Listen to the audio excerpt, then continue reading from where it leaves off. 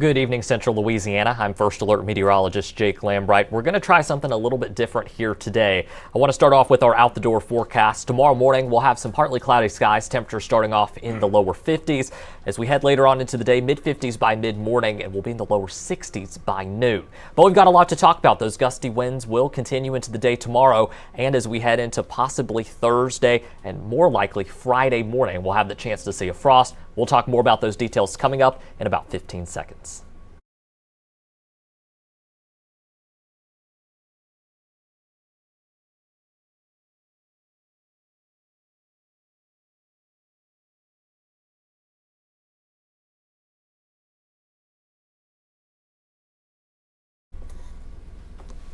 Well, breezy winds are expected to continue as we go through the next couple days, or at least during the day on Wednesday. We'll see gusts out of the north and northwest at about 20 to 25 miles per hour during the afternoon, but wind gusts, thankfully, will be much lower as we go through the rest of the week. In fact, here's a snapshot of those wind gusts on Thursday afternoon. You'll notice those out of the northeast, anywhere from about 10 to 15 miles per hour. And then as we head even further than that into the day on Friday, you'll notice gusts kind of picking up a little bit out of the east there at about 15 to 20 miles per hour.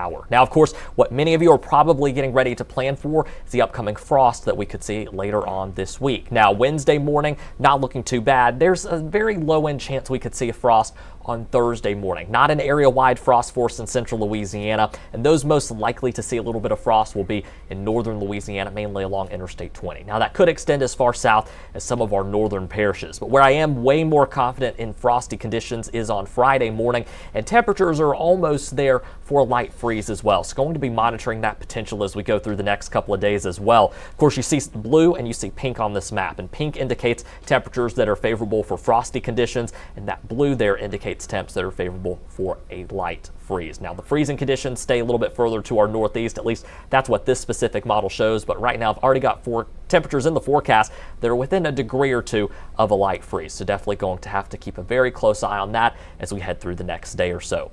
First Alert satellite and radar this evening, thankfully a lot quieter for us across the state of Louisiana. Let me go ahead and make that full screen for you. You'll see a couple of isolated to scattered showers and storms across portions of Mississippi and Alabama into Georgia. And those storms were part of that storm system that rolled through our area yesterday.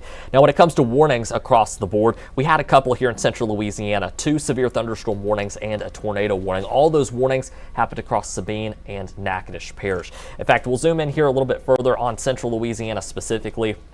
That tornado warning did not include the city of Natchitoches, but it did include the community of Campty there in northern Natchitoches Parish. This really across deep northeast Texas and our extreme northwestern parishes was the most active corridor of severe weather yesterday.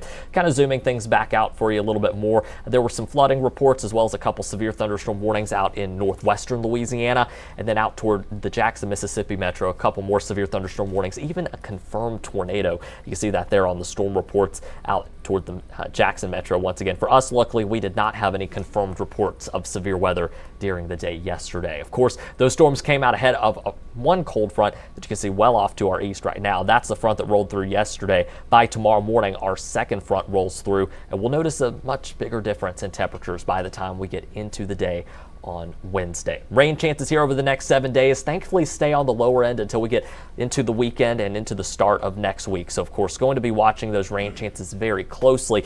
This map here probably a little optimistic so far on the rain chances. This is adding everything up over the next 7 days, but it's showing totals anywhere from 2 to 2.5 inches. I would not be surprised if those totals came down just a little bit, but of course going to be monitoring that and fine-tuning that forecast as we get closer to this upcoming weekend. Again, just to emphasize, that's not for any given day over the next week, but it is all of those days that we have rain chances added together.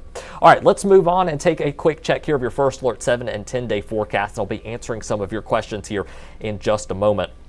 As we head through the next couple days, it's going to be dry, a lot cooler and sunny. We'll have high temperatures there in the low to mid 60s. And then as we go into the weekend, temperatures a little bit warmer there, rain chances increasing. Then we're cooler by the start of next week with afternoon highs in the low to mid 50s. Here's a look at your 10-day forecast as well. You'll see a chance for more rain there as we head toward the end of next week. Temperatures potentially rebounding back into the 60s by the time we get to the second half of next week. Overall, going to be nice for this week, but you'll have to keep that umbrella handy for sure as we head into the new work week.